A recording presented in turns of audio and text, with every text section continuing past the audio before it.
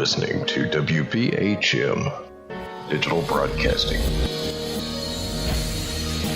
the best in paranormal talk radio.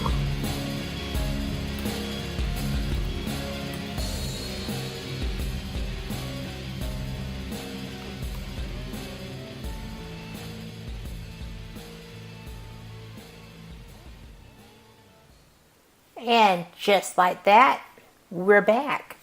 So I apologize for that interruption, but you know what? It was overdue and you're worth coming back to. So we have Frank Lee, my personal hero, joining us in the chat room. And I know that he's interested. He's one of your biggest fans as well. Well, thank you, Frank. That's too kind. I mean, I'm always amazed anybody listens to my show. So, and I trust me, I do know people do, and I do know people do all the time, which I appreciate. So, it still baffles me because I can remember when I was excited about a number that I look at now, and if I see that number today compared to when I seen that number then, it'd be a totally different action. But true. Well, I know that you pay attention to that, and I think that's so important. As told by somebody in the marketing field at one point, they came to me and said, "I'm coming to you because you have that master's degree level in internet radio and podcasting." And I said, "No, I just pay attention to it." And they're like, "No, we watch." And we know who knows what they're talking about and knows how, I'm like, okay, so what do you need? And they asked me, and I said, yeah, you can do it that way. And that was it. But it was kind of cool to hear respectable people in other lines of business coming to you because they had a question. So, well, and don't worry, I have the voice for radio. I have the voice for radio. Also have the face for radio. I don't think so. So Frank says that all the time too, and of course he is out of radio right now, but ever hopeful. And of course, as I joked with Roger Stone, I dress for radio too. So well, I think that's one of the best parts about this being what we do instead of, well, of course you do video, but I have not gotten the nerve for it. I do it poorly, let's be honest, but it's there. It's there. People like it, so it's there. It doesn't cost me any more to do, so that's what it is. Well, you were going to talk about how you had developed your style, your abilities with the interview. Yeah, so back in the day, it was very dependent on doing the notes, doing the homework. So I for a long time, probably a year and a half, I wrote 16 questions. Now, as you have pointed out, I do an hour show. Now, that seems like overkill. Of course, there was one night that it was not nearly enough, which still baffles me how I could get through 23 questions in an hour.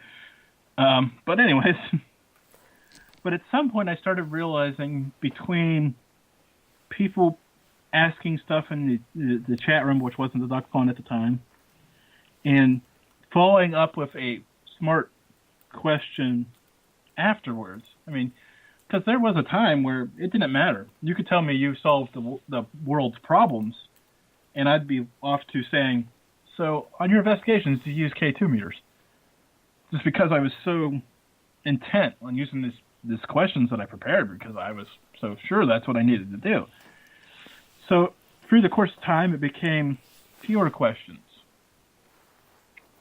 to now I'm writing down phrases. And then recently it's become just writing down words. And last night, I didn't write down anything.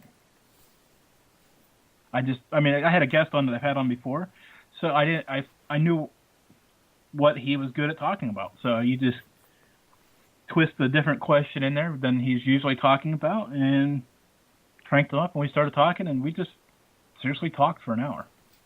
Isn't that awesome? That, I think, for those who are looking for the secret, here's the secret. You're talking to somebody, but you're keeping the conversation between the lines of whatever you want to talk about. Now, obviously, there comes a point where the person is going to go over the lines and talk about something that is related but isn't what you want them to talk about, and you bring them back.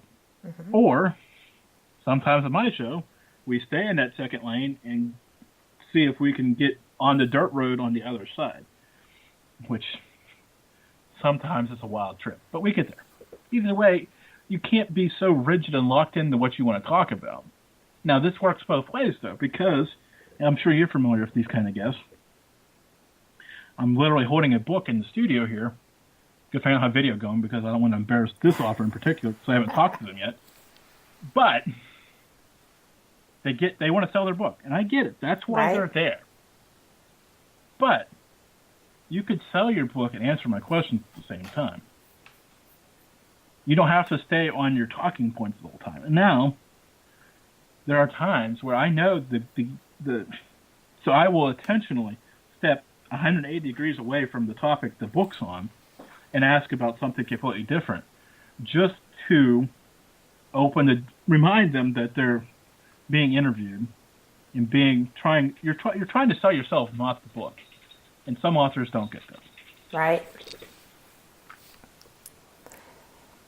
Or you could get the author who firmly believes that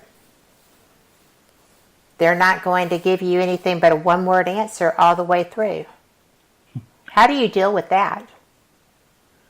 You just keep, that's a fine line, because you bring them on and you ask them that question. You start asking a few questions, and you can tell if they're not, especially if it's something like, okay, so Kat, we're talking about your ghost hunting book. Yes. Okay. What made you want to write a ghost hunting book? Well, it's something I always wanted to do. Well, when did that start?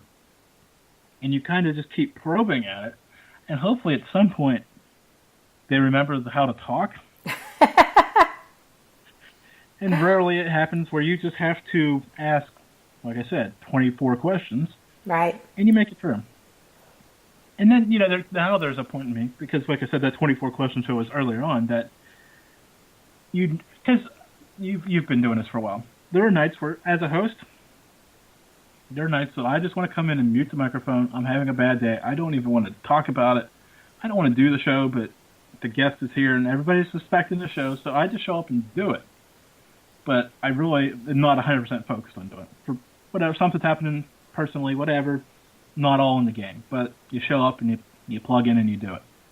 But there are nights where the guest on the other end of the phone, you can just tell they're having one of those nights as well. Right. Or hopefully you're not having them on the same night, because that makes for contentious stuff. But there are nights where you could tell the host or the guest is kind of sluggish or had a long day, so you'll ask a little bit longer of a question just to give them a breath. Or if they're not feeling great and they need that drink and they've just talked for 10 minutes, so you'll start and hey, don't forget to subscribe on iTunes, and don't forget to go over and check out their website. And, there's a few things that you can just throw in there from time to time. Mm-hmm. They're not long, but they're appreciated by the guests. Especially, if you take the time to promote yourself, that's even better. But it's just filler. But as long as you don't go into a 10-minute diatribe, I hate people who do that. Right. But you just, keep the conversation moving, and eventually it works itself out. Well, I've only had one of those, and my show is 2 hours. So it was, I really don't know why they even came on my show, but it was a difficult learning experience, and by the time I got through with it, I felt like, I'm just going to not. I guess I should say this. I'm sorry, I don't mean to interrupt you, but there is the alternative. There is the thank you for joining us tonight, and you just disconnect from the conversation. I've done that twice. Have you really? Yes. What provoked you to that level? The first time, I invited a blogger on, because back in the day, I had this notion that authors can tell a story because they wrote a book. So a blogger has a lot of stuff in them. They type all the time, and they have not necessarily stories, but content that's relevant. They can share. Right? Seems legitimate in my mind. At least it did at the time. Right. And I start talking, and unfortunately, I learned this during the show, was a little bit young and didn't have the gift for gab. And didn't even sell herself well. And it was a learning experience for both of us. So I said, about 9:30, I said, thanks for joining us tonight. And then I sitting there, and I started into the, hey, don't forget to subscribe on iTunes. And I'm searching my Skype list. Right. And I'm hitting people that I know can fill time. Hey, you busy? Why? What's up? I need a guest. I've got 25 minutes. I'm live. Can you help? And I found somebody. Well, that's amazing.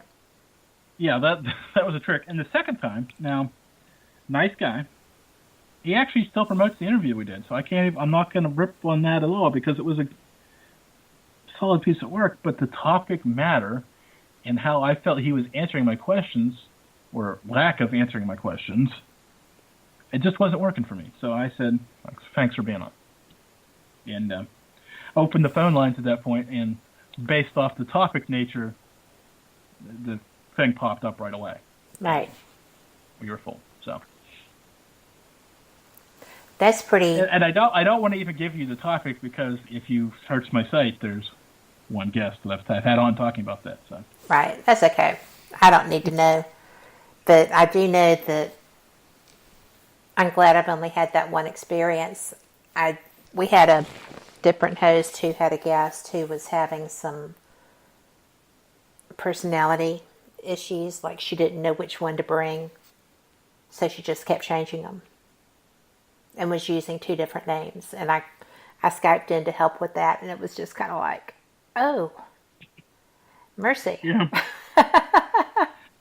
It's amazing who will show up and want to be on the show. So I guess that's another thing out there we should throw out there. It's important to do your homework on a guest, especially. I mean, it's early in the early days. You'll take anybody with a pulse that wants to talk. Mm-hmm. Now it's kind of like, no, thanks, Bo. I don't need that in my life. Right. Well, you know what? We are up against another break because we started that last one so late. So we'll be back in 2 minutes. Don't go away. This is fascinating.